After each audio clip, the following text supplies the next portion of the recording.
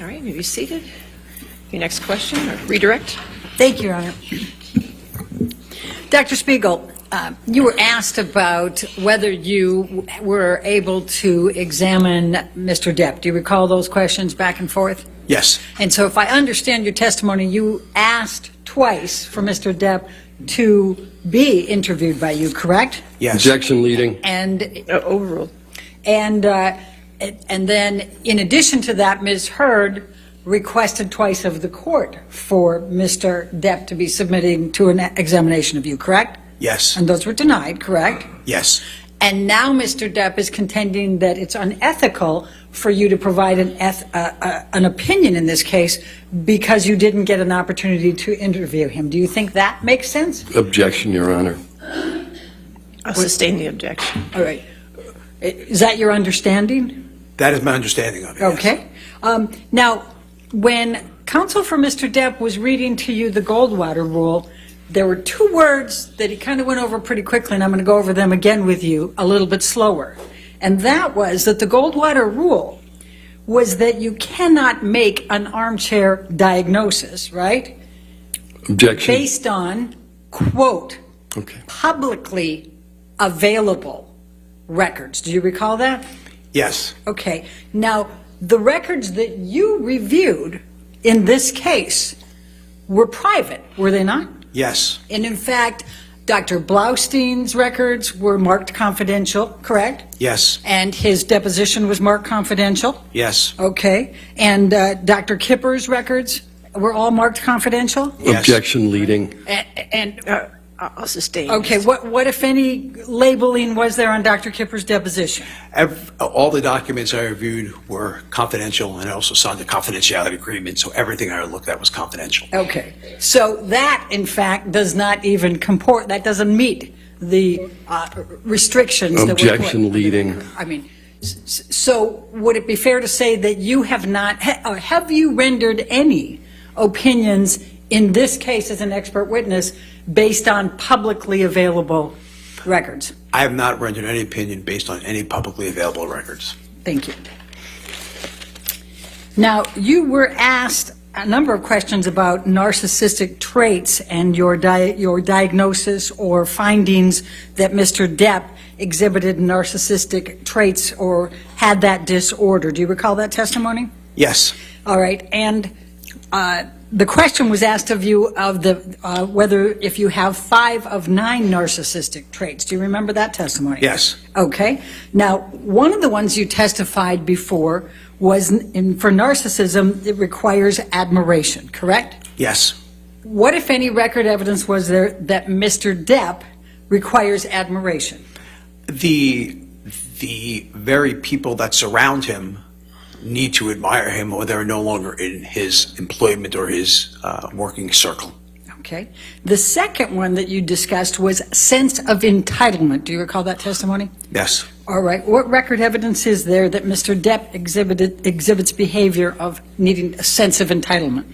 So, again, thinking that Ms. Heard was marrying him solely for his money and his influence, and that was the case, was, in my opinion, very entitled. All right. And the third one you discussed was exploitative. Do you recall that? Yes. Okay. And what is the record evidence that Mr. Depp exhibits behaviors that are exploitative? Again, I think the whole concept of abuse is exploitative. Okay. The fourth one was lacks empathy. Do you recall that? Yes. And what is the record evidence that Mr. Depp exhibits lacking empathy? To be able to commit intimate partner violence and the control you have over someone. I'm sorry? Can I be heard? Okay.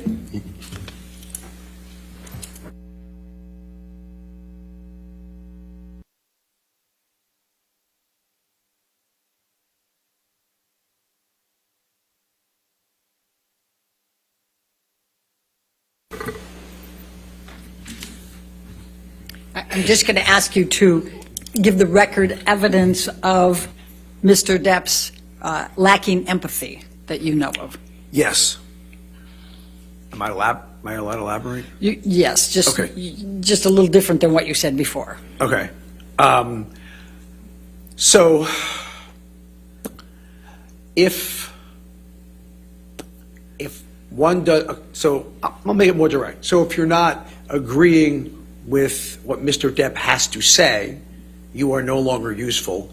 Okay, therefore, you don't really care about others for others. You care about others for your benefit. So off and on dismissing Dr. Kipper, for Dr. Kipper setting some boundaries on substance use protocol, substance detox, is an example of lacking empathy and not really caring what other people have to say.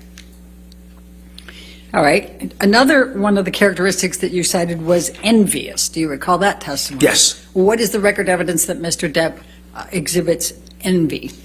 I think jealousy is a good start for that. I think that Ms. Heard wanting to have a career, start with that, beyond what she has, and the jealousy parts of with Mr. Franco and I think others commented this week. Last week Ms. Burstyn commented about things about jealousy. So I think it's pretty apparent. Okay. And the next one you listed was fragile self-esteem. Do you recall that? Yeah. And what is the record evidence of Mr. Depp exhibiting that? So fragile self-esteem would be more along the line of a cluster B trait. I should put that in. It's not necessarily the criteria for narcissism, so it's a trait.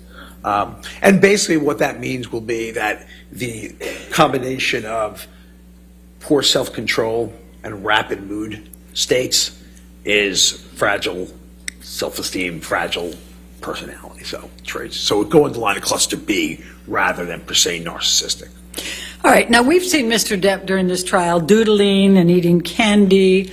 What, if any, evidence would that suggest that he has narcissistic traits? Objection, Your Honor. No foundation. I'll sustain the objection. Okay. Now, you were asked about the cluster B, and counsel for Mr. Depp came back and said, are you aware Ms. Heard has been diagnosed with borderline personality disorder or histrionic personality disorder? Now, you reviewed, I think you testified at the beginning, you reviewed the therapy and counseling and medical records for Ms. Heard, correct? Correct. What, if any, evidence was there that Bonnie Jacobs diagnosed Amber Heard with either borderline personality or a histrionic personality disorder? Objection, Your Honor. That's fair cross. He asked the question. That's fair. Redirect. It's beyond the scope. It's not, Overruled. thank you. So if I could start, Ms. Jacobs demonstrated no type of personality disorder, borderline or otherwise. And on a review of Dr. Curry's records. Objection beyond the scope of the question. I'll ask each of them separately. And you also reviewed the therapy records for Ms. Heard for Colonel Cowan, correct? Yes. What, if any, evidence was there at any time that he diagnosed Amber Heard with borderline personality disorder or histrionic personality disorder? Not only did he not, he referred to Mr. Depp as a narcissist. Okay. Now, you also reviewed all of Dawn Hughes' records and her testing, correct? Yes. And what, if any, evidence did you find in any of that extensive testing and note-taking that she had found that Amber Heard had borderline personality disorder or histrionic personality disorder? Objection leading. What, if any? Overruled. None. Okay. And you also reviewed Dr. Curry's notes and her testing, correct? Yes. All right. And what, if any, evidence did you find in any of Dr. Curry's testing that Amber Heard had either borderline personality disorder or histrionic personality disorder? She had traits she did not meet the full, on her own evaluation, she did not have the full endorse enough criteria to meet the criteria for borderline personality disorder and or histrionic personality disorder. She definitely had traits. She did not have the disorder by going by the strict number of criteria. All right. Now, you mentioned in response to Mr. Depp's counsel's questions, you started to talk about battered wife syndrome. What is your experience with battered wife syndrome sometimes being mistaken with borderline personality disorder or histrionic personality disorder? Objection compound and leading. Overruled. So battered wife syndrome, which is more subsyndromal or not quite PTSD, has many symptoms of PTSD. And if you hear some of them, you'll see why someone might think that. They do have reliving experiences feeling as if the abuse is happening, even if it's not, upon reminders of abuse, such as getting ready to use something, getting ready to use a substance or something along that line. They do have hyperarousal, they do have hypervigilance, which is very easily mistaken for the emotional reactivity of borderline personality disorder. They do have avoidance symptoms, so they avoid emotions, activities, people, and if that can't be happening, they start becoming much more anxious, much more hyper-aroused. They have disturbances in relationships, which clearly can be an issue. Intimacy problems, again, which could also resemble borderline personality disorder. So those description and traits that were there, A, did not meet the full criteria for borderline, and B, could readily easily be explained by Bader-Weiss syndrome, a form of PTSD. Thank you. Now, you also indicated earlier that you reviewed the deposition of Amy Banks, correct? Yes. And what, if any, determinations did you make based on her deposition from her meetings with Mr. Depp and Ms. Heard? So Dr. Banks is a professor at Harvard, the leading institution in America for medical schools, who's an expert on intimate partner violence. She had a chance to meet them in relationship counseling. Objection, Your Honor, non-responsive. That's not non-responsive. I said, what, if anything, did she find? Sustained. All right. Tell the jury about Amy Banks, the significance of Amy Banks. So what Dr. Banks found was that she fully believed Ms. Heard's version of what was going on. Objection, hearsay.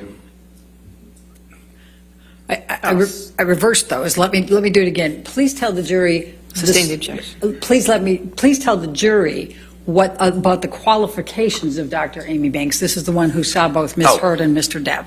Dr. Banks is a professor at, I don't know whether it's assistant associate professor at Harvard University Medical School, one, if not one of the two top medical schools in the world, who specialize in intimate partner violence. She is, above all people, who understand if someone is victim, perpetrator, because she does this, researches this for a living every day, and that's her qualifications. Can I say what she reported? Then I'm going to ask you, what, if anything, did Dr. Banks indicate relating to histrionic personality disorder or borderline personality disorder for Ms. Heard? Dr. Banks didn't mention anything about personality disorder at all. What she did mention was whom she felt gave a more accurate version of... Objection, Your Honor. What's the objection? That's a credibility testimony. I think you can testify to that. I'll sustain the objection. Next question.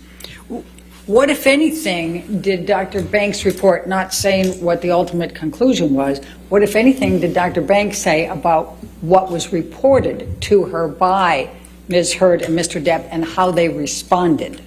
So Ms. Heard discussed in trying to, again, as a victim, trying to save the relationship, discussed with Dr. Banks these accusations, these facts of intimate partner violence. Mr. Depp. Objection, hearsay. I think he's entitled to rely on hearsay, and he's not given what ultimately was. He's entitled to it. That's my. You can rely on hearsay, but you just can't state the hearsay. So you can rely on it. All right. What, if anything, did Mr. Depp do in response? Mr. Depp said nothing. When Ms. Heard accused him of intimate partner violence, Mr. Depp said nothing. And what is the significance Objection, of that? hearsay. I'll sustain the objection. All right. And what is the significance of that? The significance of that is with... Objection, no foundation. Sustain. Okay. All right. We'll move on. You were asked about MDMA and what the impact could potentially be of taking 8 to 10 of these pills. Do you recall? Yes. Okay. And now I'm going to take you to Australia 2015. You've reviewed testimony over that, right, from Mr. Depp, Ms. Heard, Yes. and a number. Okay. Do you recall that Ms. Heard also said that she found dime bags of cocaine in drawers at the end of that 3 days? Yes. Okay. I'm going to ask you, Michelle, can you bring up 1828, it's already in evidence.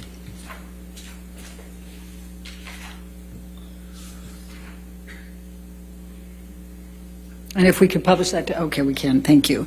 I'm going to, this is one of the pictures that was taken in Australia, and the testimony's been that these two canvases of Ms. Heard's were painted completely over. Is that something that could be the impact of having 8 to 10 tablets of MDMA and combining that with cocaine and alcohol? Objection, no foundation. Speculation. The foundation's already been laid, Your Honor, that's... I'll sustain the objection. Next question. Okay. What, if anything, if you look at the painted canvases on this one, what, if any, evidence is that reflecting behaviors indicative of taking a lot of MDMA, cocaine, and alcohol? Objection, speculation, no foundation. It's the same question. Sustained. You testified earlier about property, destruction of property. Do you recall that? Yes. Okay. Could you tell the jury how that relates to the correlating factors of risk factors for IPV? Again, destruction of property is a form of psychological abuse, psychological mistreatment. And so destruction of property is used as intimidation and as means of control. Okay. Michelle, can you bring up 1829?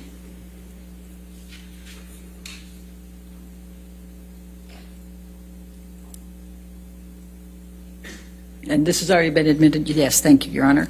And what, if any, evidence does this reflect as correlating behavior to risk factors of IPV? I would say that one that demonstrates a good deal of violence and psychological abuse. I think it's pretty clear that they're trying to be intimidating. I don't think. Objection, Your Honor. Overruled. Thank you. Please continue. It would be people who would misuse ecstasy without cocaine, are prone to agitation, suspicion, jealousy, violence. What we're seeing there would be very consistent with that presentation. Okay. Thank you. Michelle, can you now bring up 1830, I guess? And that's already been admitted into evidence as well, Your Honor. I'd ask that it be published. And what, if any, evidence does this correlate with behavior indicative of IPV perpetration? Again, this is intimidation, psychological abuse, where you're solely trying to emotionally. Objection, Your Honor. Can we be heard? Okay, if you want to.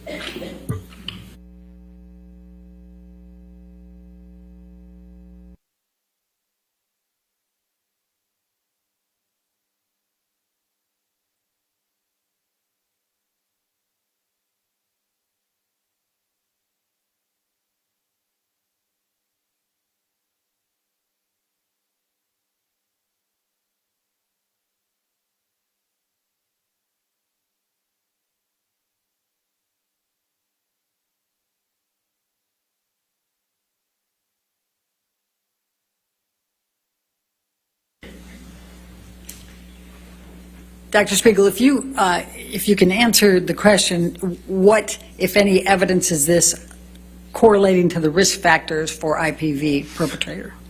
Again, I think the violence comes through. Objection, Your Honor. Just the evidence of risk factors, if you can. The evidence of risk factor would be accepting a more than average degree of violence, as well as psychological abuse. Okay. Are you aware of any record evidence of Ms. Heard writing on walls, mirrors, countertops, or painting canvases? No. Okay. Thank you, Michelle. You can take that down now. Now, you were also asked about Seroquel and some of the other prescription medications. Did you, during the course of your review of evidence, see the lists of medications that Mr. Depp was on at one point? Yes, I read that list. Michelle, I'm going to ask you to bring up Defendant's Exhibit 301. And Dr. Spiegel, it's not into evidence yet. I'm going to ask you to take a look at this. Is this one of the documents that you had that reflected the amount of medication that Mr. Depp was on as of October 26, 2014? Yes. Okay. And this was an email from Debbie Lloyd to Dr. Blaustein, his treating psychiatrist, correct? Yes. Okay. Now, can you tell the jury that we've got Seroquel, 50 mg? Can you just Objection, hearsay. Can you just tell the? I haven't finished asking the question yet. So Let's approach. okay.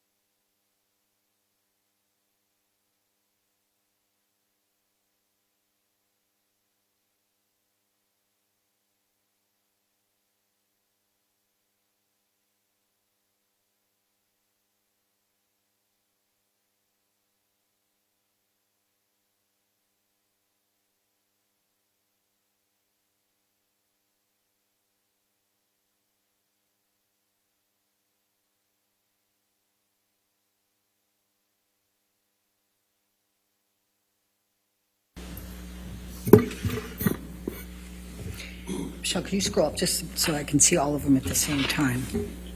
Thank you. So, Dr. Siegel, if someone was taking 50 milligrams of Seroquel, 25 milligrams of Seroquel, and 50 milligrams of Seroquel and 50 all in one day, how would that impact them? So obviously this is not for sleep, because I'm presuming you're not wanting to sleep in the morning, noon, and from 4 to 6, although you're sleeping at night. What I would say is he's using it for one purpose. As I say, with substance use disorder, they're using it to calm down. They're using it just as a down and to relax. And given that you're taking 45 milligrams of Adderall a day to stay awake, and that's more than the prescribed for adults and children for that matter, the combination makes very little sense at all to me. And if a person was taking 300 milligrams of Neurontin, I'm going to pronounce that wrong again, 4 times a day and 600 later in the day, how would that impact? Again, you're looking at medications that are there solely for a substance use disorder patient to get them up and to calm them down. That's all this regimen is about. Gabapentin doesn't have a psychiatric indication other than, actually doesn't have a psychiatric indication, although it does calm you down. And it, as I may have intimated before, similar to Adderall, gabapentin is also abusable. Similar to quetiapine, Seroquel is also abusable. So you're getting these kind of unusually calming effects from these medicines, while at the same time getting what's called a super therapeutic dose or an excessive amount of Adderall. And for the record book, adults are only indicated with Adderall for the extended release, not the immediate release preparation. And why that's relevant is the immediate release preparation is more abusable. You get more high quicker. The extended release goes out throughout the day. The immediate release gets you up right away and then down. Now in ADHD, this medicine is very effective. But from what this is being used for, clearly based on the combination, no. All right. Do addicts lie? Yes. All right. Now, you were asked about Mr. Depp passing out. Do you recall reading testimony of Mr. Depp passing out in the bathroom in his vomit? Yes. Okay. Does that help refresh your recollection of what you recall? I mean, for the record book, I don't think that falling asleep with ice cream on you is a... Objection beyond the scope of the question. Overruled. Keep going. I don't think taking Seroquel at night and falling asleep with ice cream on you is not what Seroquel is indicated for. It's not meant to put you out in a state where you don't even be able to stay awake to put ice cream away. All right. Michelle, if you can pull up defendant's 1090. It's already into evidence. If we can publish that to the jury, Your Honor. Dr. Spiegel, does this look like, would this be evidence correlating with behaviors consistent with IPV perpetrator risk factors? This would be correlated a person who is completely knocked out, and there's usually only one way someone gets knocked out that badly, and that's with pharmacological assistance, whether it be legal or illegal. They make it to the bed. They don't sleep with their head on a game box in a furniture. That doesn't happen to people who sleep, no matter how tired you are. No matter how tired. I've been a resident in the past, and I was up for 40, 45 hours. Objection beyond the scope. It's just explained, Your Honor. Sustained. All right. Michelle, can you pull up 1095, please?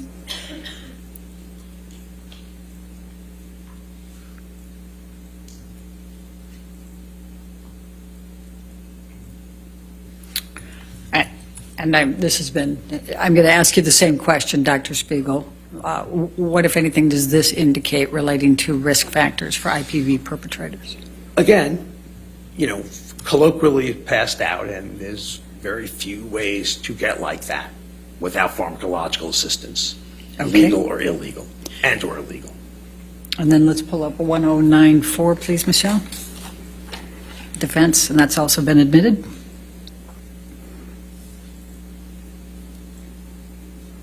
And now we have the ice cream picture. And what, if any, indication does this have?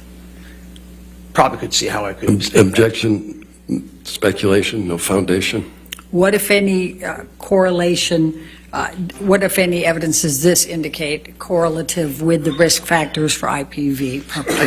Again, this proves one of the major risk factors and precipitating factors for intimate partner violence. Objection, You are a move to strike. All right, sustained. I'll strike it from the record. Next question. We'll just move on. Okay. You were asked about earpieces. Do you recall reviewing Tracy Jacobs and Joel Mandel's depositions? Yes. All right. And do you recall them both testifying that Mr. Depp had someone on salary to feed him his lines? Yes. Okay. Now, you've testified that you reviewed a substantial amount of evidence in this case. Did you find any evidence that Amber Heard exhibited conduct or behaviors indicative or consistent with any of the risk factors for perpetrators of IPV? Objection beyond the scope. Sustained. Well, it was suggested with the borderline personality. Sustained. Okay. But you did find that for Mr. Depp, correct? Yes. Okay. And did you find record evidence that Mr. Depp had a substance abuse disorder? Severe substance use disorder. All right. Did any of the questions asked by Mr. Depp's counsel change any of your opinions in this case? Nothing there. No, not my opinion has not been swayed an iota. Okay. Do you hold them all still within a reasonable degree of medical and psychiatric probability or certainty? Absolutely, yes. Thank you very much, Dr. Spiegel. All right, thank you. Sir, you can have a seat in the courtroom or you're free to go. Thank you.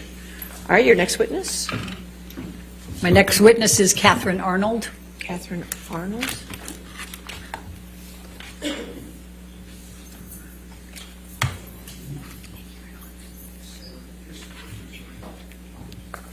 you solemnly swear or affirm to testify truthfully in this case with counselor's law?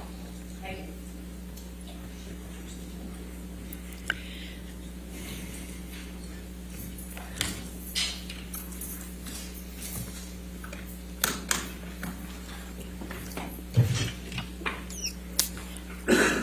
All right, yes, ma'am. Thank you.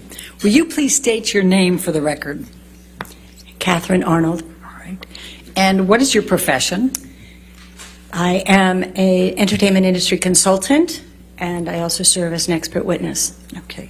And can you please tell the jury your educational background? Yes. So I've been in the entertainment industry for over 20 plus years. I started as an assistant at ICM, which is one of the largest talent agencies in Los Angeles that represents actors, writers, and directors. And I worked with the talent agent there. And then I also worked at William Morris, for William Morris, as a script reader. So I was working on scripts that they were delivered and submitted to for their actors, writers, and directors. After that, I went into development of film and television projects for a company based in New York called the Maltese Company, which actually produced animated television shows and feature films based on Wall Street, animated product, like toys. And then I went to work with a company called the Guber Peters Company. And Guber Peters was, at the time, one of the largest production companies in Los Angeles. They did films like Batman and Rain Man and Tango and Cash. They did TV shows like Witches of Eastwick. And there I was involved in the development of scripts. We worked with the studio directly in terms of what cast would be attached to the scripts and brought directors and talent to those projects. I then went on to work in, there's a lot. I went on to work in the independent film world as a film producer. So I found the material, I would get the financing, I would get the cast and the director attached to the project. We call that packaging. And then we would go and obtain financing for that either through equity sources or international sales and financing and bank financing. And then I also went on after that. I produced 5 or 6 films with actors that you may know, including Salma Hayek, Vincent D'Onofrio, Kirstie Alley, Thomas Jane, Ethan Hawke. And then I worked with a international sales and production company where I was the head of production, and I worked again on the development of scripts and the procurement of financing. So I worked in both the independent world and the studio world, meaning independently financed or financed by the big studios like Warner Brothers and Disney and Paramount and such as that. That's the bulk of my work in the entertainment industry. Did any of your films win awards? A couple of them did. So a couple of the independent films that I produced, one of them won, called The Coriolis Effect, won the Venice Film Festival in its category. And then I also produced another film that won the Heartland Film Festival Award. It's called the Crystal Award. All right. And what other video production projects have you been involved in? So throughout that time, in between those jobs, I also worked in the corporate world. So large studios like Warner Brothers and Disney and CBS would need corporate videos for their live events. So I would interview executives and interview their talent and then edit the piece together to create video and media for their live sales conferences that they had at that time. And then I also produced some commercials. All right. And what, if any, experience did you have in corporate relations and licensing? So early on in my career, I worked at the Los Angeles Olympic Organizing Committee, and I worked in the licensing department where we handled the licensing of the Olympic logo, and we also worked with sponsors and suppliers who were funding those Olympic Games. So it was a lot of contractual negotiations with the use of the logo, as well as raising money for the games and working with those corporate sponsors throughout the 2 years prior to the games and then during the games themselves. And what, if any, experience do you have working on film festivals? Well, I've had films in festivals. I've actually been very lucky to travel the world and gone to a lot of festivals with my films, both here in the United States and elsewhere. And at one point, I was also hired to raise sponsorship funds for the Sundance Film Festival. They had a new program that they were starting to do online festivals, and so I raised about $500,000 for them in about a month. All right. And do you have a degree, a college degree? Yes, I graduated from UCLA with a bachelor's degree in economics. What does your current consulting practice entail?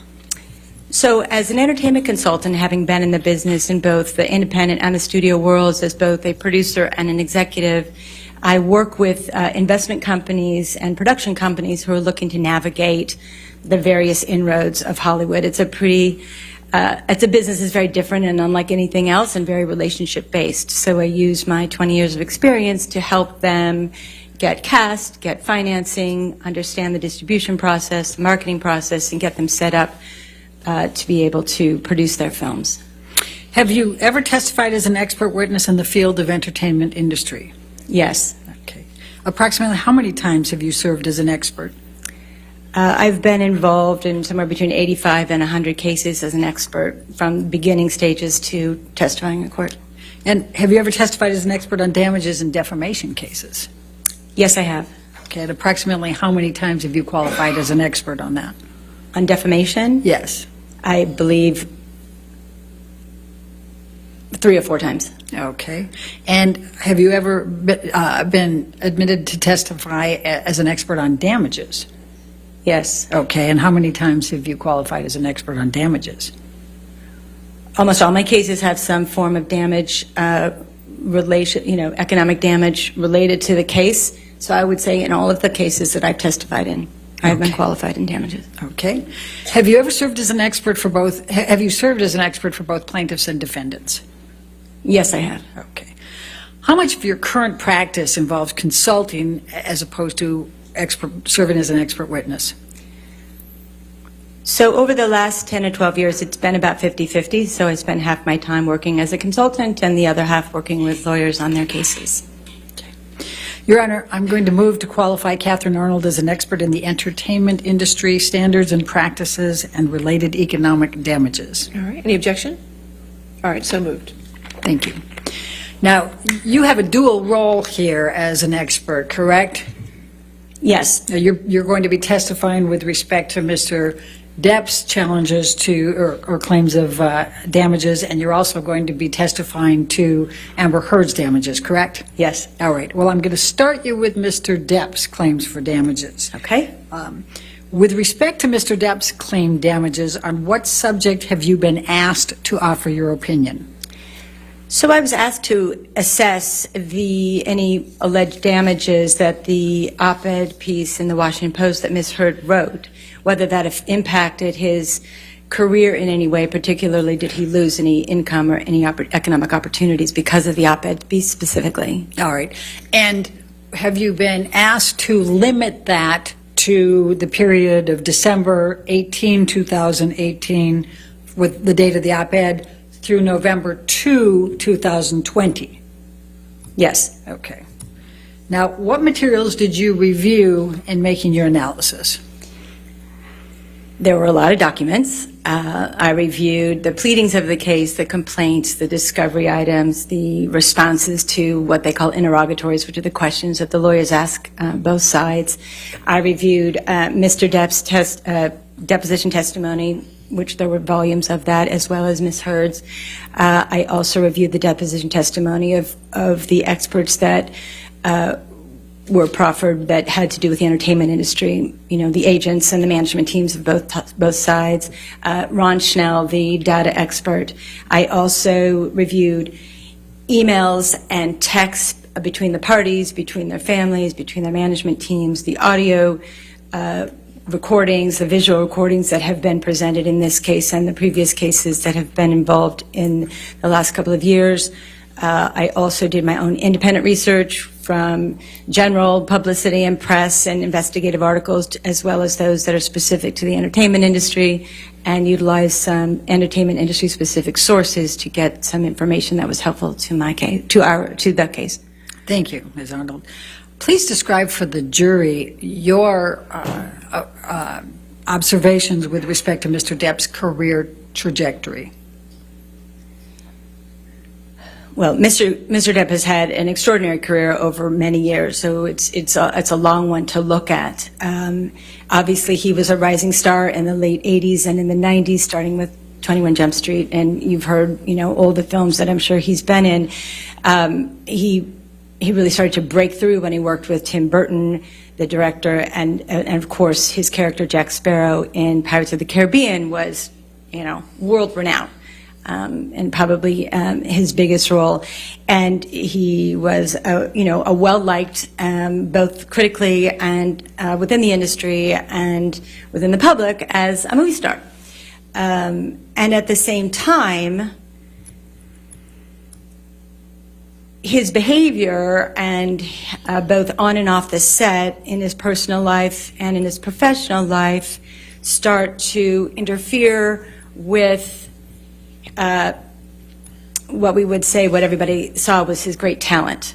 And it started, there's some stories of issues that started back in the 80s and the 90s, but I would say really in the mid-2000s, between 2006 and 10, is when the behavior started affecting his work to a certain extent in terms of lateness on set.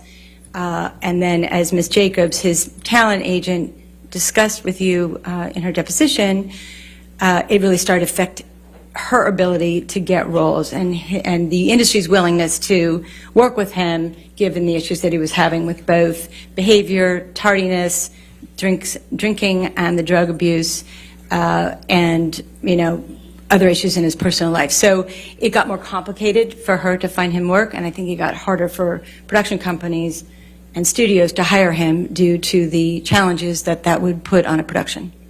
And when did Mr. Depp's career downturn begin, based on your review of all the record evidence? Well, again, according to Ms. Jacobs, his agent, she mentioned that it started getting more challenging for her around 2010. The lateness on set was being made, she was being made aware of that more and more often from production executives and the producers that she was working with on the Pirates movie. And not only Pirates, it continued on the other films, including Mordecai and Murder on the Orient Express.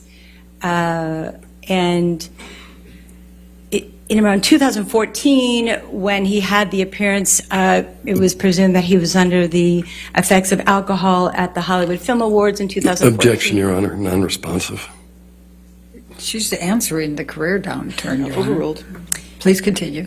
Thank you.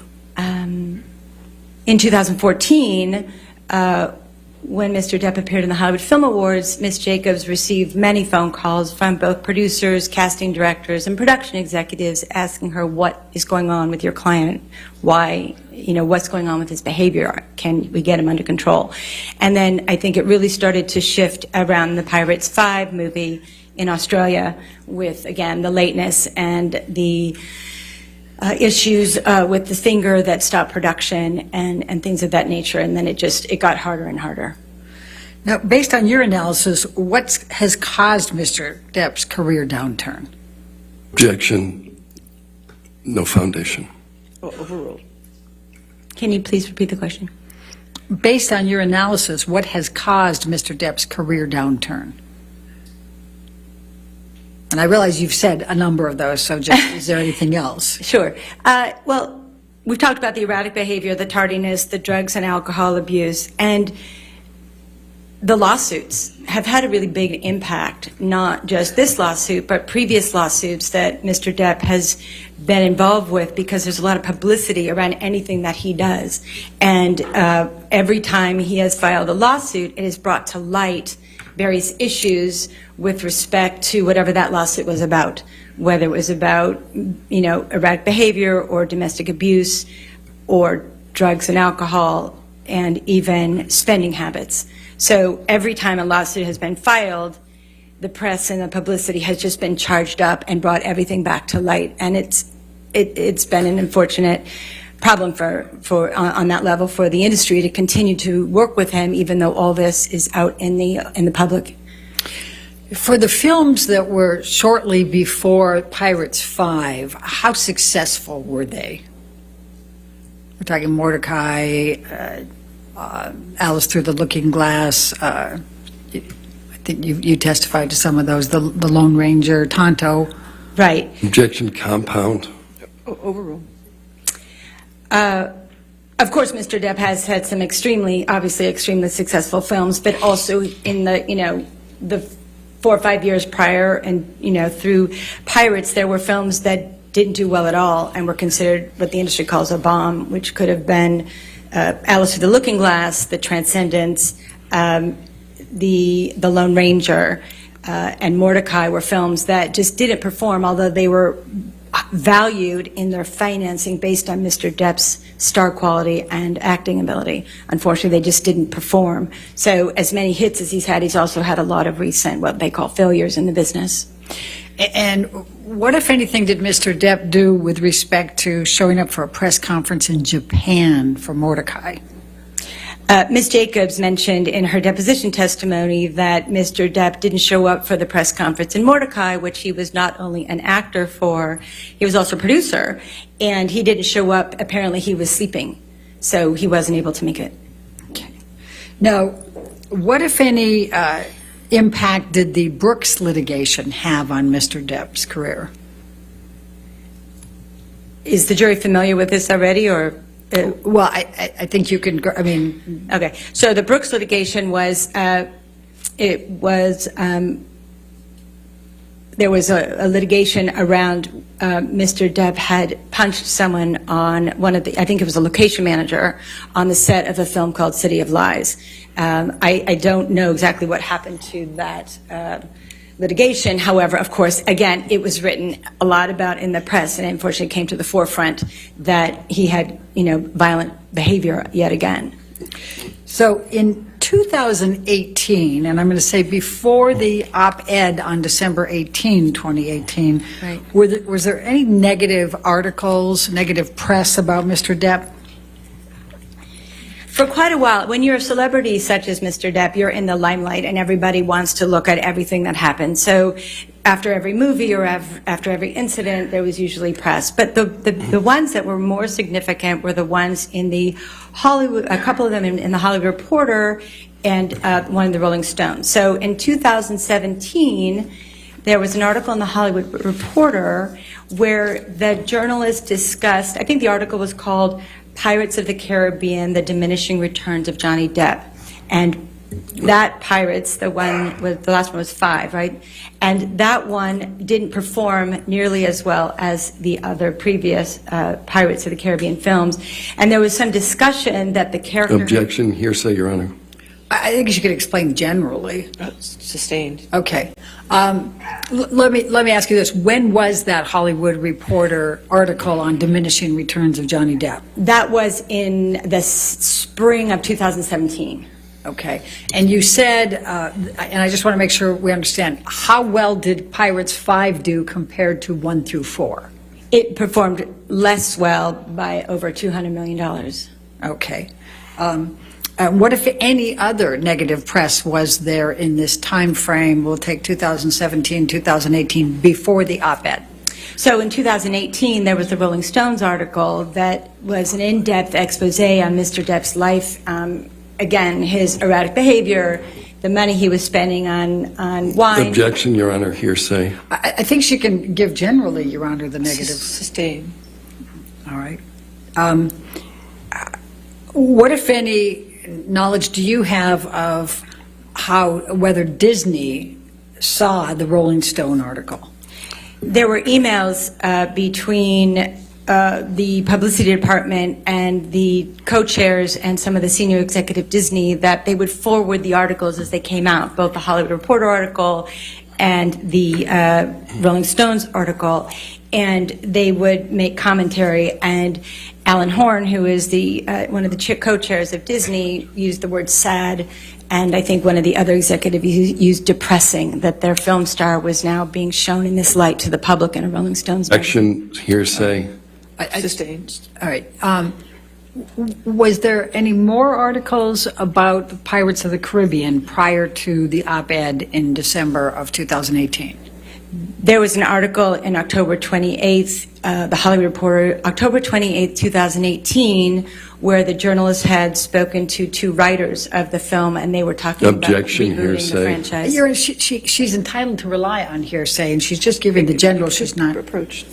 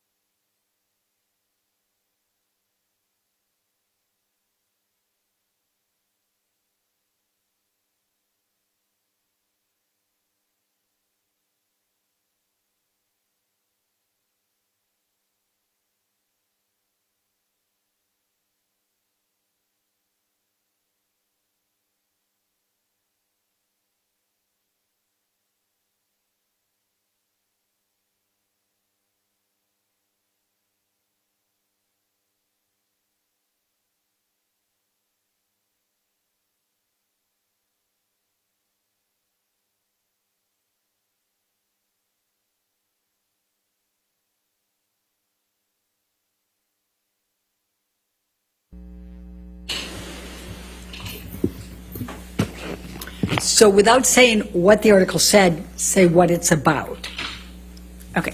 So in October 28th, the article was about whether the Pirates of the Caribbean Objection, franchise hearsay. would be rebooted without... Overruled.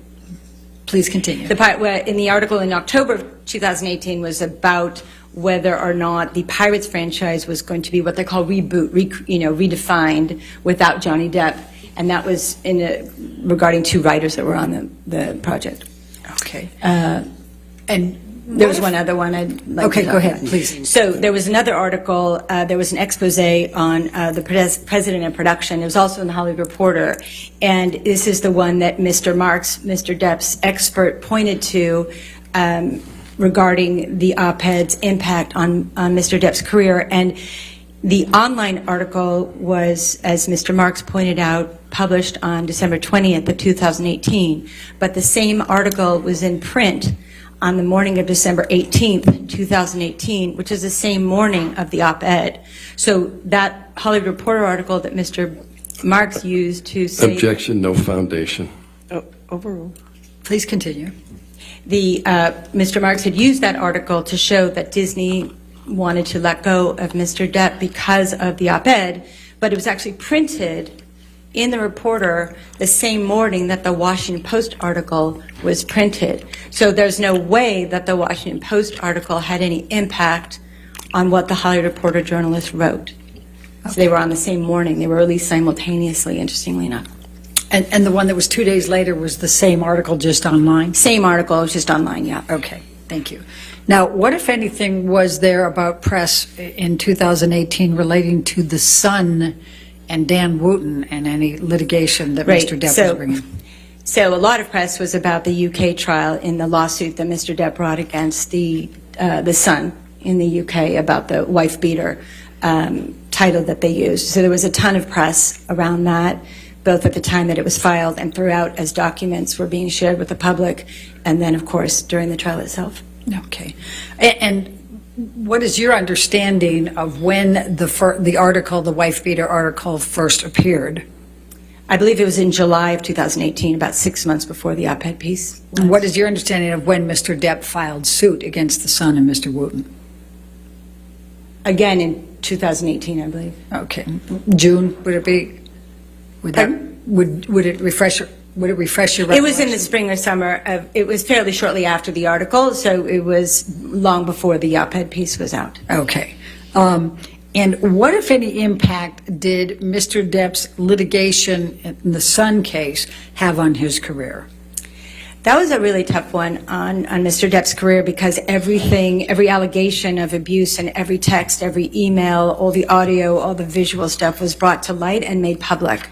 And so not only did the public get to see it, but the industry was watching closely. And it's hard for studios, especially a studio like Disney, who's family-oriented, be connected to a star that has texts about burnt corpses and violent behavior in video. So it was a big conflict for a lot of the people in the industry to how to navigate that if they're going to work with a star. And what, if any, impact did Mr. Depp's other litigation against Mandel and Bloom have during that time period?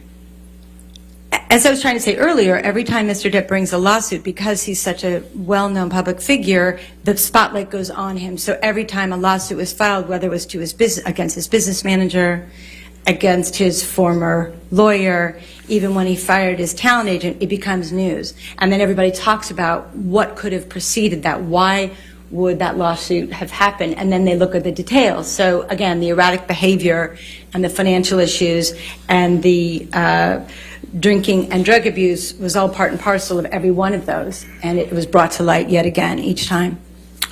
What is your understanding of Mr. Depp's claims regarding Pirates of the Caribbean 6 and how that impacted?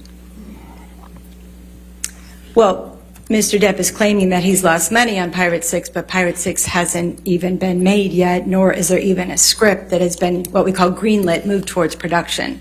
So I don't know how you lose something that hasn't happened.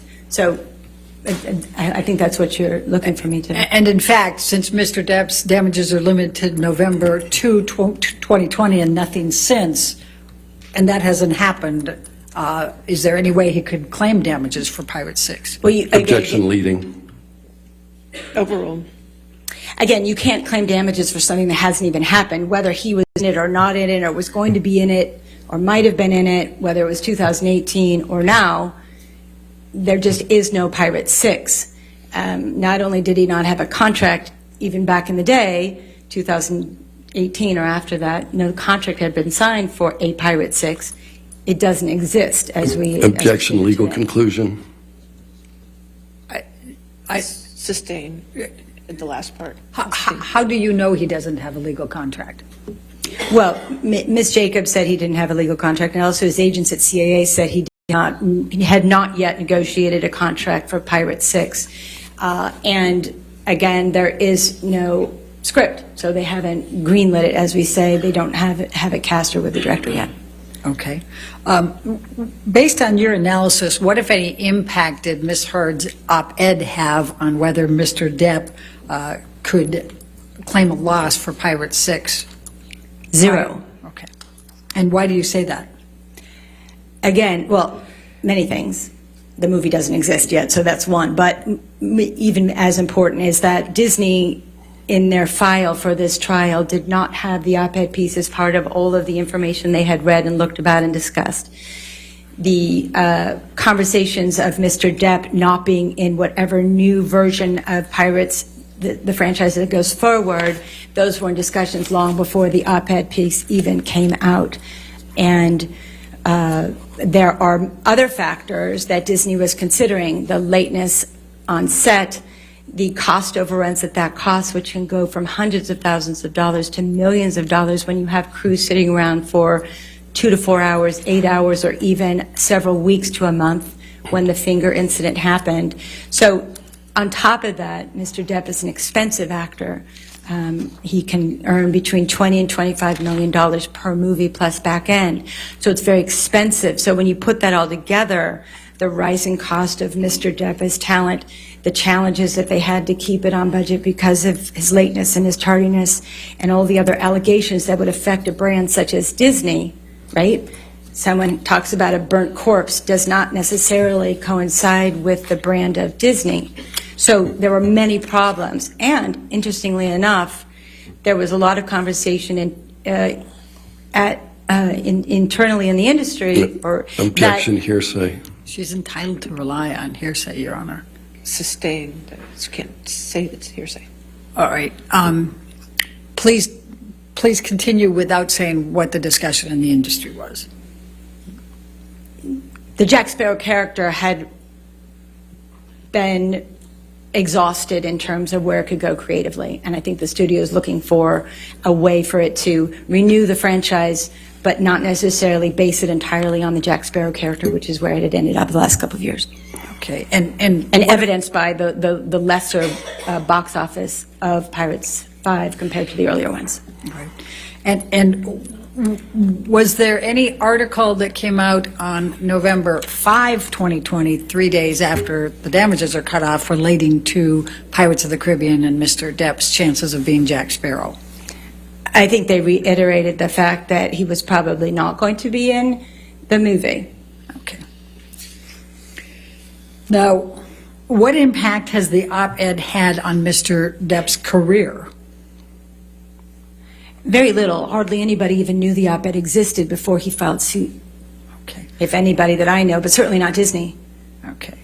And what impact has the op-ed had on Mr. Depp's Q scores? According to what I read of Mr. Alan Jacobs, an expert in statistical analysis, and from my own research on websites that are available to us, Mr. Depp's Q score, or if you're familiar with IMDb, which is Internet Movie Database, which is available to public and to the professional side, his Q score did not change dramatically. It was kind of in the middle of exactly the high and low of his Q scores overall. It was in the middle. It was at like 113, which is where it was a couple weeks before and a couple weeks after. So the op-ed didn't have any effect on his Q score, and that was reiterated by Mr. Jacobs in his deposition testimony. And then you testified in response to an earlier question I had that people, or that nobody seemed to notice the op-ed until Mr. Depp filed suit. Now, that was on March 1, 2019. Do you recall? Yes, that's when Okay. the lawsuit was filed. And why do you say that they didn't notice until then?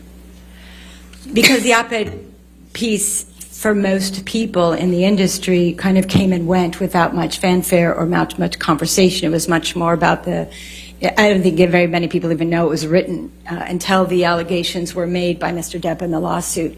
It kind of came in and out of the radar very quickly, if anybody even saw it at all.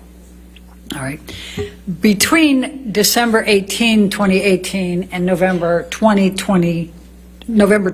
2020, our window here, has Mr. Depp continued to star in films? So, Mr. Depp, the article the op-ed piece came out December 18 and 20 of 2018. In January and February of 2019, he shot a film called Minamata, which was an independent film that it was what we call a passion project. He loved the script and wanted to do it. So he was able to film that after the op-ed piece. And then the Dior campaign, Sauvage, I don't know the exact dates of filming, but I know that it did air throughout 2019. And it's my understanding that he still may have that contract with Dior, so he continued that product endorsement. And then in in the spring, and the fall, I believe it was, Mr. Depp was able to do press for the film Waiting for the Barbarians. He went to the Deauville Film Festival. He went to the Venice Film Festival. He was well received at the press conferences. You know, life was at the same level for him in terms of his popularity over in Europe. He was still working on press for the films. And then, of course, he was scheduled to film Fantastic Beasts in early November of 2020. And that's no longer the case, is that correct? Objection, Your Honor. What's the objection? Can we approach? Okay.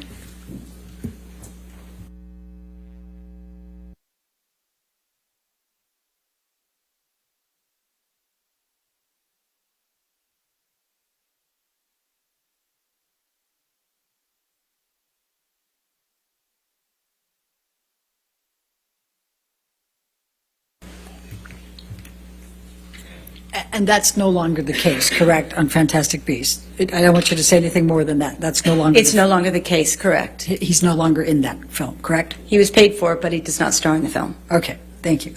Now, what, if any, effect did the op-ed have on Mr. Depp's fan following?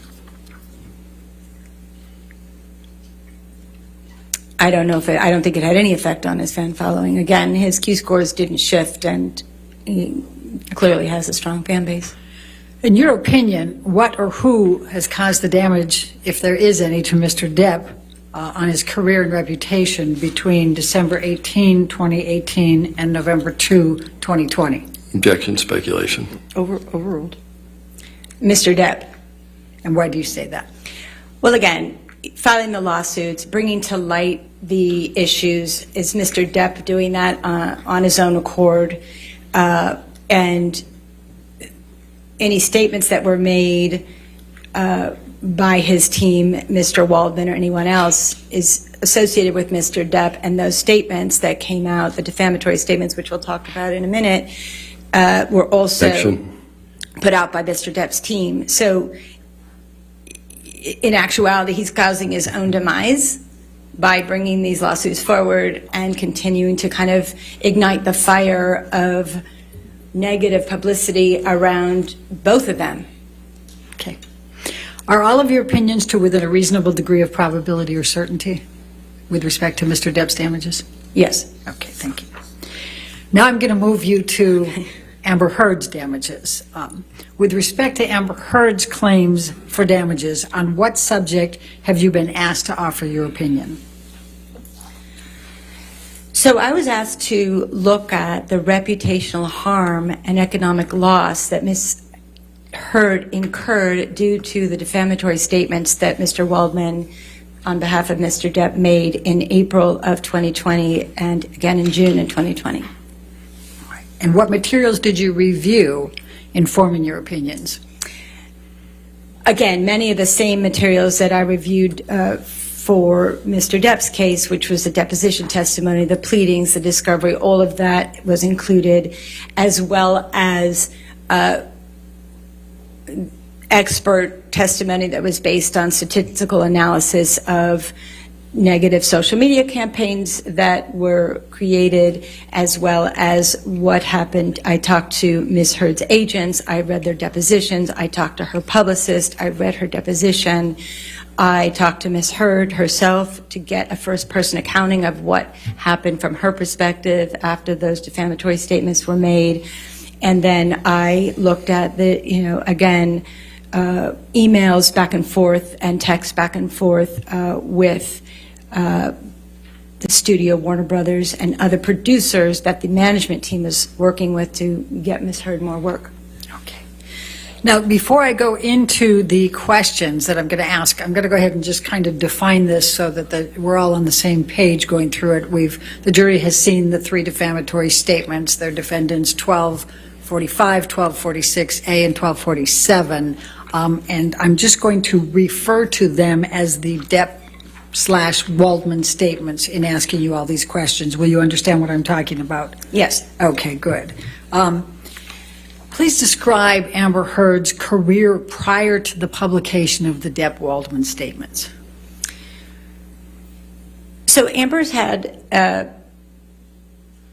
long career for someone who is not, is fairly young still. She was in over 50 productions, I believe including Aquaman and Justice League, but let's just say close to 50 productions. Well, certainly 50 productions before the defamatory statements were made. She had, a consistent working actor's career. Her agents were strategic as she started getting more work, that they wanted her to work with better and better directors, to have, the Danish Girl is a film that had a strong director and a strong critical acclaim. And then she went from that to getting Justice League, which is on the bigger budget, is the bigger scale movie, and then, of course, Aquaman and Aquaman 2. So her career was following a very nice, steady rise, and she was on the precipice of a meteoric rise with with Aquaman and Aquaman 2 prior to the statements. Was Aquaman a successful film in terms of box office sales? Aquaman was an extremely successful film. It made over $1 billion, and I believe it is the highest grossing DC comic film ever. Okay. Now, what, if any, accolades did Amber receive for her role in Aquaman? And I'm going to call it, sometimes I'll call it Aquaman 1 just to make sure we don't get confused. But. Right. So in Aquaman 1, there were many emails from the director and the producer and Objection, hearsay. She's just characterizing, Your Honor. She's not quoting them. Well, I don't know where it's going. I'll overrule at the moment. Thank you. She got emails from the director and the producer stating that they loved her performance. Objection, and they loved her work. hearsay. You can't say what the emails say, but you can summarize them or characterize them. Can you do that? Accolading emails of accolade from her, from the director and the producer. Objection, hearsay. Overruled as to that. Thank you. Okay. What type of press opportunities did Amber have prior to the Depp-Waldman statements? So the press really loved working with Amber. She was on the cover of many magazines after The Danish Girl, after Justice League, after Aquaman. She was the cover girl, I think it was, of Marie Claire or Elle in the UK. She had a cover story of a big magazine in Mexico and Australia. They were, one magazine called her Woman of the Year, another one called her Role Model of the Year. So she got a lot of press. She did a lot of press, both in magazines, but also on the press tours and the press junkets that she did for the films. And were some of those California Style, Marie Claire, Elle, Shape, Glamour? Yes, there was a lot of them. Objection, leading. Overruled. There was a lot of them, so I'm not, don't remember all of them, but it was, GQ, Elle, Marie Claire, the big magazines, both here, the UK, Eastern Europe, in Latin America, and in Australia. And what about after the release of Aquaman, which was December 2018? How was her press then? Well, the press tour was doing well, and they wanted to give her a lot more press. And I think up until the defamatory statements came out, she was on deck to do a lot of press. And then it kind of- Objection, no foundation. Overruled. Please continue. So the press and the request for press went silent after the defamatory statements were made, and which then the negative social media campaign ensued after that. Now, what factors relating to social media does the entertainment industry rely on when considering an actor for a role? Social media becomes a big part of how studios decide to use an actor or an actress in a film because they want to know how the general public feels about them. They want to know what the consumer feels about that actor. So when there's positive social media, that's a good thing for the actor. When there's negative social media, it can be very bad because not only can social media be directed at the actor or the actress themselves, but it can also be directed towards the movie, towards the movie company, towards the product that the actor or actress is working with. So it becomes very complicated and it can get very messy to continue working with an actor or an actress if there's a lot of negative social media around them. Okay. And after the Depp Waldman statements, what happened on social media? After the Depp Waldman statements, social media blew up with negative tweets and Instagram posts and, Facebook posts and Snapchat and trolling, as we call it. It was just negative. According to Mr. Schnell, there was over 1.2 million negative tweets about Amber using hashtags that used the words in the statement of the Depp Waldman statements, that 1.2 million negative statements between April of 2020 and November or January of 21. That's a lot of negative publicity, and there was just a lot of what we call noise around Ms. Heard and her work of any kind. Can you please describe to the jury what a negative social campaign is? So, a negative social campaign would be when a fan base, or in this case, according to both the forensic statistical analyst as well as Ms. Heard's agents and the product that she was working with, L'Oreal, and her publicist, it was a campaign that included both live accounts, live Twitter, people that actually have are individuals, as well as what we call Objection. May I be heard? All right, here I come.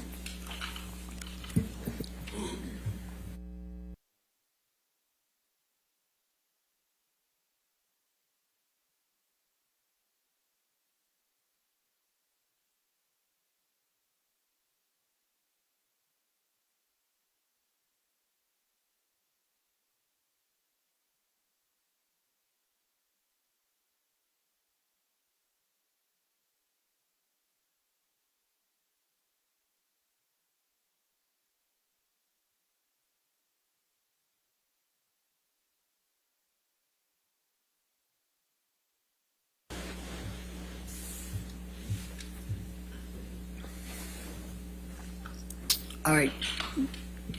Other than the bots, please describe the rest of the social media, the negative social media campaign. The fan base was very energized by Mr. Is it the Depp Wald state? Yeah, let me just the ask Depp Waldman. I'm Yeah, sorry. There's a lot in my brain right now. It doesn't matter. Why don't I do this? Let me formulate a different question. How has the negative social media campaign been used against Amber Heard since the Depp Waldman statements? Great. So the negative campaign has been used both to, let's fire Amber off of Aquaman, to the product that she had an endorsement contract with L'Oreal, the makeup, and every time that L'Oreal mentioned Amber Heard and the product together, they would get harassed. Her publicist company was harassed. Any kind of movie that she was related to or television project that she was related to got negative attention from the social media world. Even the charities that she was involved with were getting hammered, if you will, or bombarded by negative social media, which made it difficult to work with Amber on any level because negativity was brought to their product, service, or film. Okay. And is that negative social media campaign ongoing to this day? Yes. Okay. And you were talking a little bit before, I think, about remove Amber Heard from Aquaman 2. What were your observations with respect to that in connection to the Depp-Waldman statements? Again, the statements, the social media campaign, whether called, remove Amber from Aquaman or, negativity for her relationship in that film, it always tended to use words that were inside the defamatory statements. They became hashtags, right? So, if it was said in the defamatory statement, they were often reiterated in the tweets and the posts. Okay. How difficult is it for an actor to repair this type of negative social media? Well, first of all, it has to stop. Okay, so once it stops, then an actor and their team can work slowly and patiently in both, maybe it's press interviews, maybe it's relationship with charity, maybe it's a small role in a movie and they do well and they kind of rebuild their career. But it can take 2, 3, 4, 5 years or more to rehabilitate your career. But first and foremost, it needs to stop. It just needs to stop so that they can, the consumer can get beyond it, and then they can reactivate their career by doing their work again. Describe Amber Heard's reputation after the Depp-Waldman statements. Well, the reputation, I guess, depends on who you're talking to, but in the public, it's been very negative. In the industry, they like her work, but they can't work with her right now, again, because every time her name is mentioned, the negativity flares up again. So it doesn't make sense for them to try to make a movie which costs millions of dollars and then have a lot of negativity towards the film or the TV show or the product. So her world has been silent in terms of opportunities, and even things that she wanted to work on are no longer available to her. Has Amber been able to obtain roles after the Depp-Waldman statements? For a long time, no. Very recently, she was able to do a small independent film from some people out of who get their financing out of Europe. But up until that, no, she has not worked.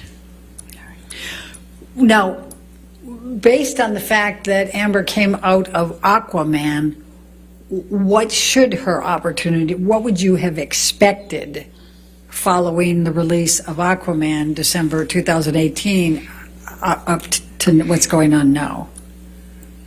I like to call Aquaman really, Amber Heard's Star is Born moment. It was that moment where not only was she a good actor, but she was now world renowned because she was in the most successful film almost of all time, if not all time, and certainly for DC Comics. She was on the poster with the very handsome Jason Momoa, and they were this couple, and she was strong and beautiful, and it was just this extraordinary moment for her career to take off, right?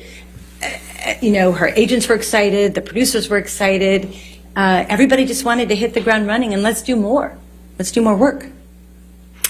What, if anything, happened to Amber's participation in Aquaman 2? So for a moment in time, in February 2021, there were conversations that Amber's, I'm going to be technical with you, her option for employment was not going to be exercised. So they may not have hired her again, even though she had a contract for it. There was some question as to whether she was going to be hired again on Aquaman 2. All right. And did ultimately then she still get hired for Aquaman 2? She did. Her management team fought very hard, and they ultimately ended up hiring her, but also not only because of what her management team did, but Jason Momoa, the star, and James Wan, the director, committed to her in an email saying, if we are involved in this movie, you will Objection, train her. no foundation, hearsay. I'll sustain the Don't objection. say what the email said, just summarize it or describe it, Oh, please. okay. I'm sorry. I'm just trying to understand this world.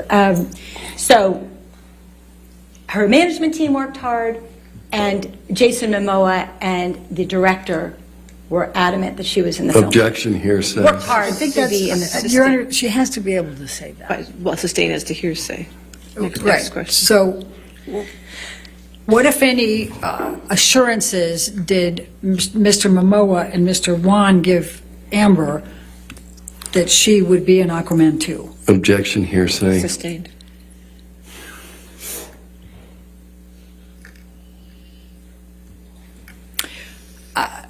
What, if any, are you aware of any chemistry issues between Amber and Jason Momoa from Aquaman? According to the fact that they did a chemistry test with Ms. Heard and Jason Momoa in order for her to be hired, that is a good indication that they thought the two of them had good chemistry. Obviously, when you look at the movie, they have good chemistry, and the poster, they have good chemistry. So I think it's general awareness that they had great chemistry. And what, if anything, would also suggest, with respect to Aquaman 2, that Jason Momoa believed they had good chemistry? He wanted her in the movie. Okay. Hearsay. I think she has to be able to rely on it. Sustained. I'll strike it from the record. In your review of all of the record evidence, what, if anything, did you see in writing anywhere that there was ever any chemistry or creative issue with Amber Heard and Jason Momoa from Aquaman 1? There were no communications whatsoever that there was no chemistry between the two. And what, if anything, did you, in all the record evidence, did you see that the producer or Jason Momoa did not want Amber Heard in Aquaman 2? I did not see any evidence of that. Okay. In fact, the opposite, correct? Correct, again. Overruled. Thank you, Your Honor. Now, what, if any, leverage did Amber Heard have to renegotiate her salary under the circumstances of the discussions you were talking about with not exercising her option? She had zero leverage. She was fighting for her life to stay in the film. Okay. Now, is it typical for an actor to be able to negotiate an increase in their salary after a successful franchise? So you may know this already, and so I apologize if you've heard it before. I don't know what's been brought to your attention, but in a franchise such as a potential franchise as Justice League and Aquaman, the customs and practice is that the studio will make an agreement with the actor that incorporates potential future films. So if Justice League does well, they want to know what they're going to pay the actor for the next one and the next one and the next one. And in those successive terms in the contract, the fee for that actor customarily goes up. It can go up by 10%, 20%, 100%. It could double, what have you. And in the case, as Ms. Kovacevic stated in her testimony, that in a successful franchise, that a movie that's made $1 billion, the actors' agents will go back and try to renegotiate that upcoming price tag. So if it was going to be X, they might want it to be 2X or 3X. And that's very standard in the industry, to renegotiate your contracts when there's many films in one single contract that each have their own price points. What, if any, other actors in Aquaman 1 were able to renegotiate their contracts? Jason Momoa renegotiated his contract very significantly from Aquaman 1 to Aquaman 2. Do you know roughly how much more? It went up from the, somewhere between $3 and $4 million to $15 million. Okay. Did Amber have a contract for Aquaman 1?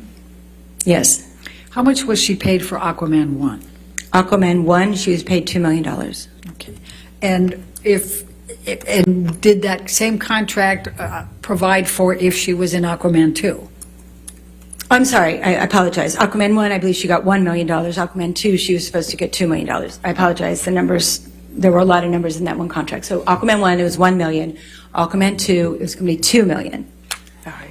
Now, based on your experience and knowledge in the industry, how much would Amber Heard have been able to negotiate her contract but for the Depp Waldman statements? For Aquaman 2, I'm asking. Right. Well, as you can see from Mr. Momoa's contract, that went up exponentially, up to $15 million. Ms. Heard, I don't know if she would have gotten $15 million for the movie, but she certainly could have increased it by $1 or $2 million or even doubled it. So if it was 2, it could have been 4 or even 5 or 6, depending on the enthusiasm if it had just rolled from Aquaman 1 to Aquaman 2 without any of this negativity that was created by the Depp Waldman statements. What, if anything, happened to Amber's role in Aquaman 2 after the Depp Waldman statements? It was diminished. Now, why would Amber have been featured more prominently in Aquaman 2? Objection, no foundation. If only a foundation. Okay. What usually determines, or are you able to speak to whether Amber should have been or would have been more prominently featured in Aquaman 2? Well, a couple things. I'm trying to get your foundation. Are you able to speak to that? Yes. Okay. And please tell the basis of that and then your opinion. So there's two things. When two actors do well in a romantic relationship and, they get married or they're going to have a baby, you want to follow that through, because part of what did well in Aquaman was not only the action sequences, but to have a strong female character having a relationship with a strong male character, it's very empowering, right? So that was working for them in the first place. The poster of Aquaman that went around the world was, one of the main posters was of the two of them together standing proud and strong, right? Being that couple. And so naturally, as you go and develop scripts in the industry, you want to follow on the things that are working.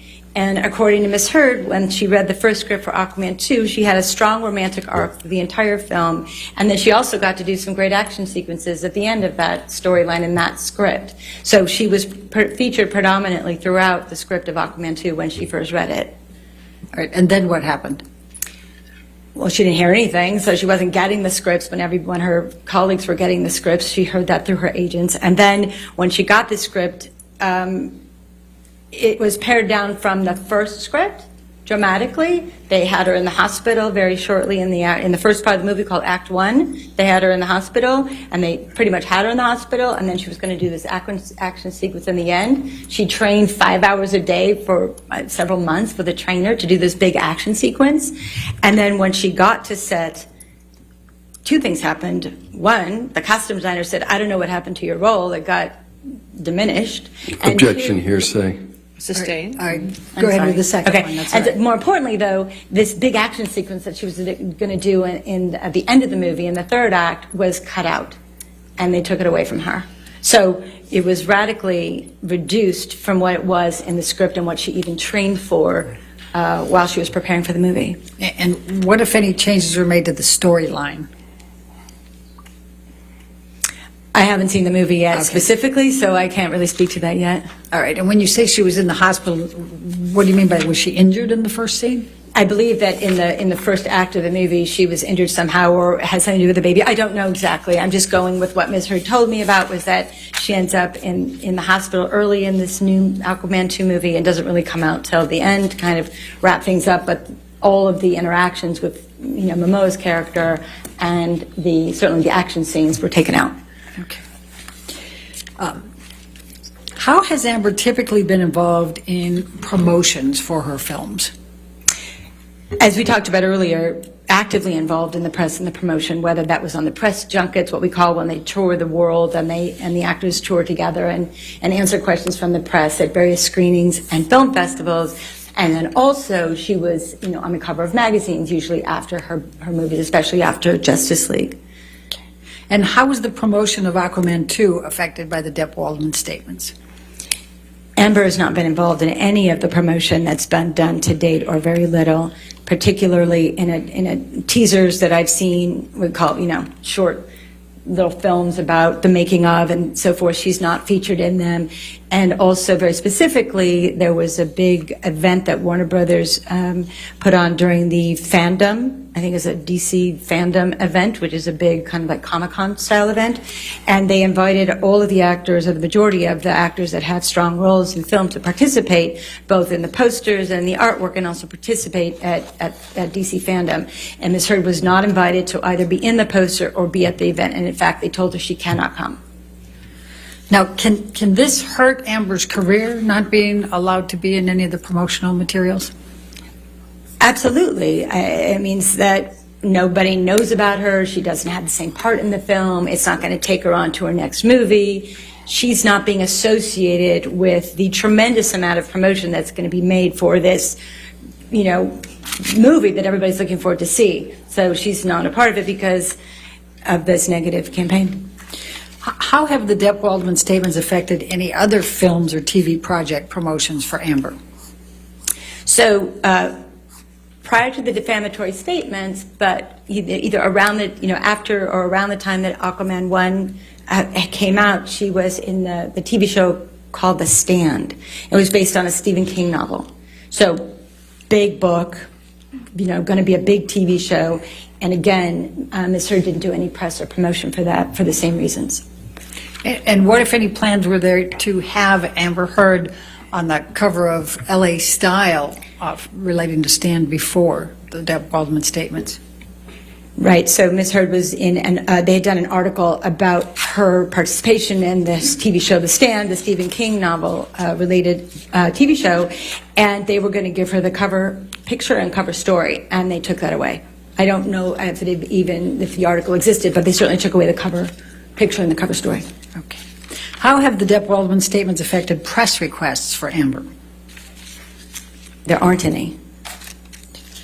So yes, they affected it because there used to be a lot of press requests, and now there aren't any. Has Amber Heard obtained any roles since the Depp Waldman statement? Again, for many years, no, for a good period of time, or a year and a half, 2 years, until she got this small movie called The Into the Fire. Okay. Has Amber obtained any studio movie roles since the Depp Waldman statements? No. How, if at all, have Amber's philanthropic opportunities been affected by Depp Waldman statements? Again, she had some passion projects. She was invited to do some charity work, and she also had her own passion projects that she, loved and wanted to be involved with and even travel for.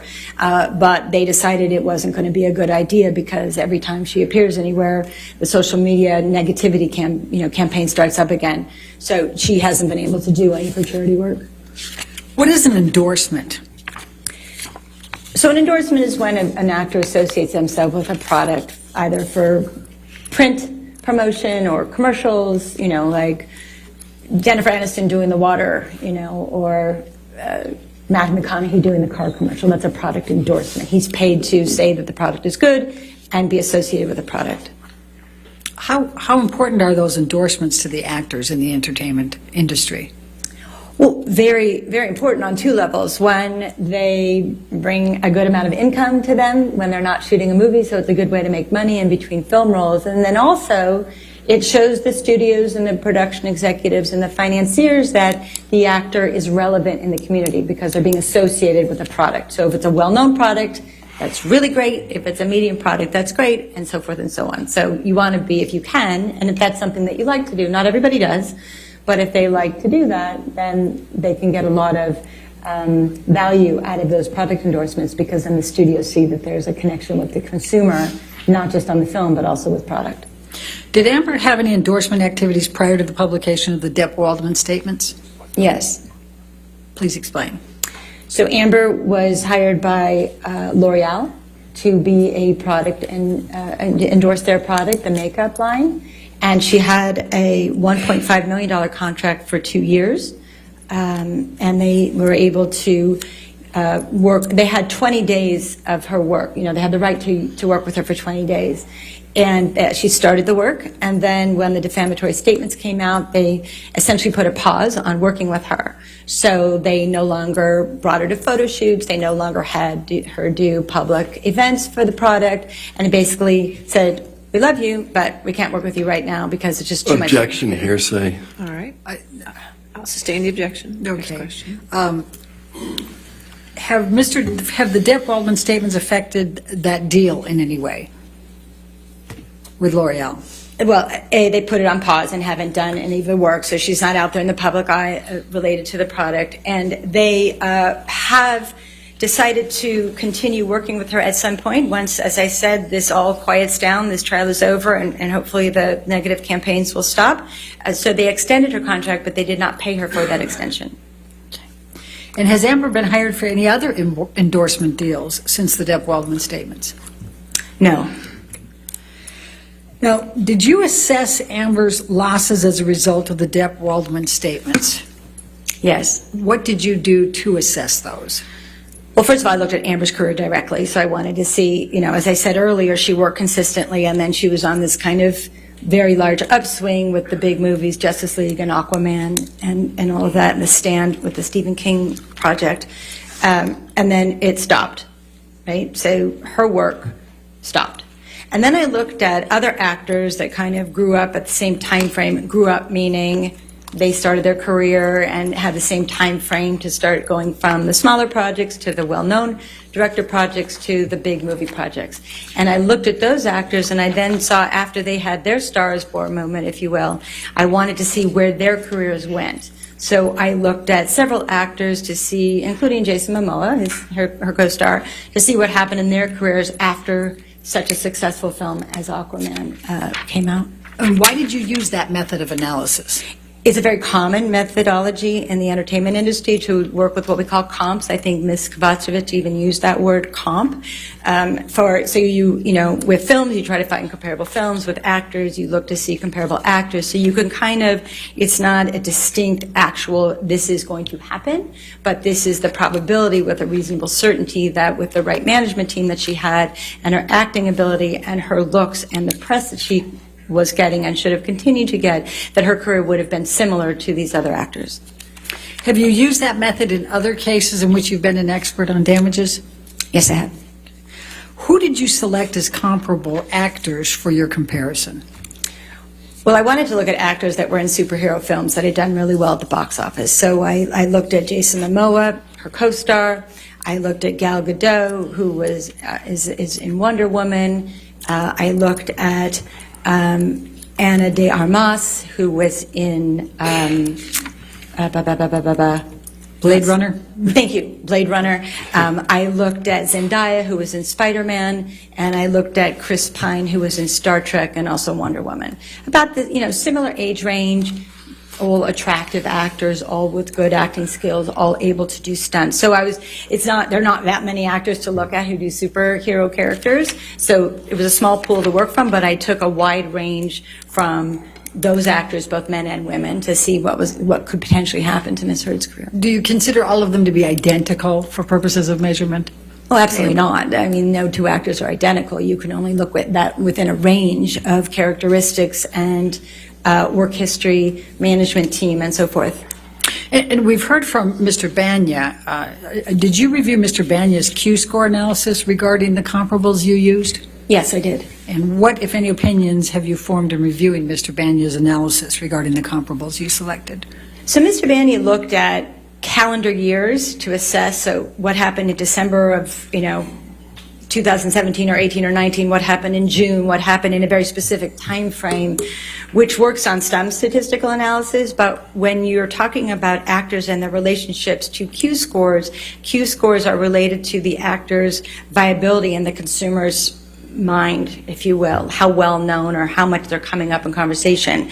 And so Mr. Banya did not look at time periods of the actors that I compared them with to the film when it came out, so like right after the success of their big film, what was their Q-score, but moreover, he just looked at them in a year range. So it doesn't coincide from actor to actor just because you look at it over time. You have to look at it specifically after each of those individuals' box office success with a particular film. You look at the Q-score high or low during that, and then you look at how low it drops, say, a couple months afterwards, and then if it comes back up, if they have another film or another event that brings them into the limelight again. So it's not about time, it's related to a specific activity or event, and he did not do that.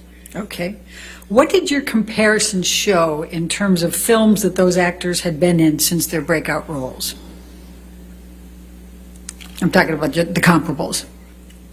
In terms of their, I'm not quite sure I understand the question. Well, what happened with these other actors after they had their Unrelated to Q-scores. Right. Oh, okay, sorry. So all those actors' careers, the ones I mentioned, they all either were a steady rise or even a meteoric rise in terms of where their career went after their Star is Born moment. Then they got some other good films, and maybe they got another film that performed extremely well. So it was a range, but they all were on an upward trajectory, without a doubt. And what does this mean for Amber?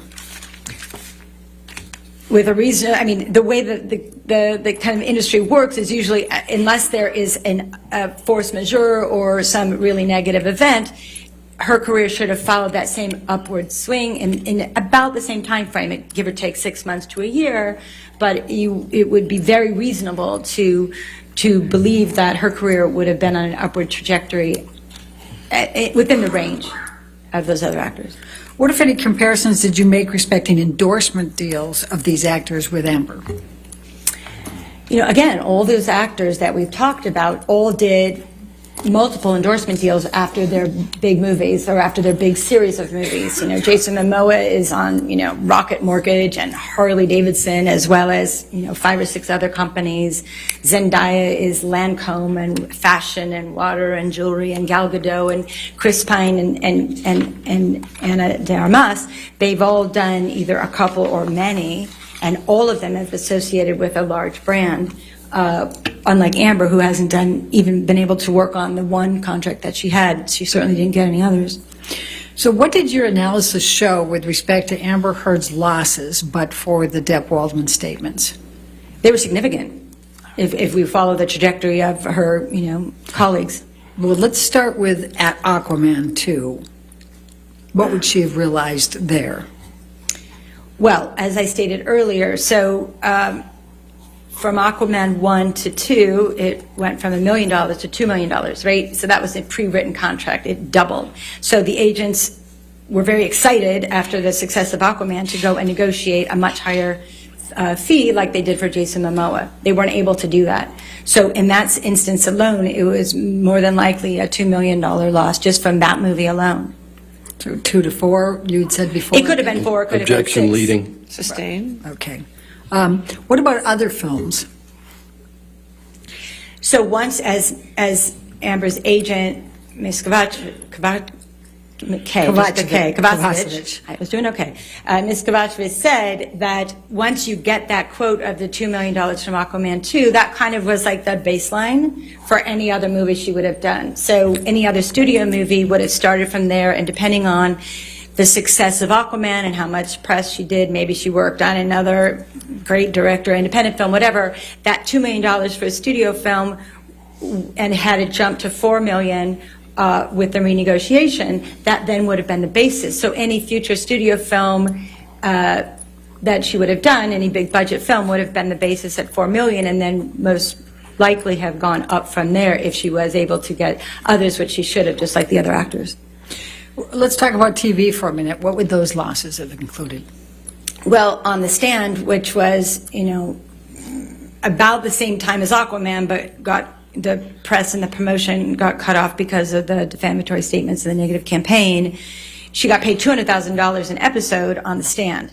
So on a TV series of 9 episodes, it's $1.8 million. So if she had, again, done other TV shows, it's very likely that whether she worked with a streamer or with one of the networks, that fee would have gone up from there. Her agents would have been able to use the leverage of the success of Aquaman 2 to put her, if she had done another television show, given rise to even a higher episodic fee. Some actors go up to $1 million an episode. Jason Momoa's in his TV show got $1 million. So there's an exponential range of where she could have gone. All right. What about endorsements? Same thing. You know, all the other actors were doing over the course of a couple years period, you know, anywhere from 5, 6, 7 other endorsement deals, and Ms. Heard realistically should have gotten endorsement deals in other categories. L'Oreal is makeup, so probably not in makeup, but maybe water or clothing or jewelry or wellness, or it could have been anything else. And so she too should have, with a reasonable degree of certainty, gotten other contract deals based on the success of the films that she's been associated with and the TV shows she's been associated with. And what would that have translated into in terms of dollars? So in terms of dollars, okay, so if it was $1.5 million for L'Oreal for a 2-year contract, and let's give her 4 other $1.5 or $2 million deals, which all those other actors, you know, especially the ladies, have gotten, then you're looking at an additional $8 million of income over time. I'm not saying this is in one period. We're looking at as far back as the defamatory statements of 2020 to now, which is almost 2 years. And again, as I said earlier, even when this is quiet, it will take 3 to 5 years for her to rehabilitate her career if she can. So we have to look at it as a period of a minimum of 5 years. So when I say $8 million for endorsement contracts, it would have been over time. What, if any, losses relating to production or film activities? Well, again, these other actors that we looked at, and there's a wide range of them, some of them did bigger films and some of them did gigantic films, but it is very reasonable to assume that once you are in an Aquaman-style film, you'll either continue to do those, right? Some of these franchises, as we know, go 4, 5, 6 films, or she would probably have been in another studio film that had nothing to do with Aquaman. But again, so over the course of 5 years, it's very reasonable to consider that she would have been in at least one film a year at a minimum of $4 million, because that's what her precedent would have been had she renegotiated. And it's important to note that in her Justice League contract, if there is a Aquaman 3, her price is set at $4 million. So it's very reasonable to assume and to believe that if she did a film a year for 5 years at a minimum of $4 million a year without any negotiation, which probably would have happened, but let's just say that baseline, that would be another $20 million over that time frame. What, if any, opinions do you have about Amber Heard's earning power over time? That it would continue to rise. It's customary in the industry, as I've talked about earlier, that the negotiations, especially with her agents at William Morris, her fees would have gone higher. So I'm just using the baseline without any ability to foresee in the future that I already know she got negotiated for $4 million from Aquaman 3. So if we use that as a baseline minimum, but it very well would have gone up had her agents done the work that they wanted to do. So combining all of these opinions and calculations that you've had, what, if any, range are the losses you are estimating for Amber Heard but for the Depp-Waldman statements? Right, so again, it's really important that I looked at, and hopefully you understand this, that it's over time, right? So let's just say a minimum of 5 years that we're going to talk about these losses, and it could be more, but at minimum, if you look at the film, the television, and the endorsement contracts, it's very likely that Ms. Heard should have earned between $45 and $50 million over that time period. Are all your opinions to within a reasonable degree of probability or certainty? Yes. All right, thank you very much. All right, let's go ahead and take our afternoon recess, ladies and gentlemen. Do not do any outside research and do not discuss this case with anybody. May I sit down? Yeah, you can step down. That's fine. I'm sorry. No, that's okay. That's all right. I appreciate it, ma'am. Go ahead.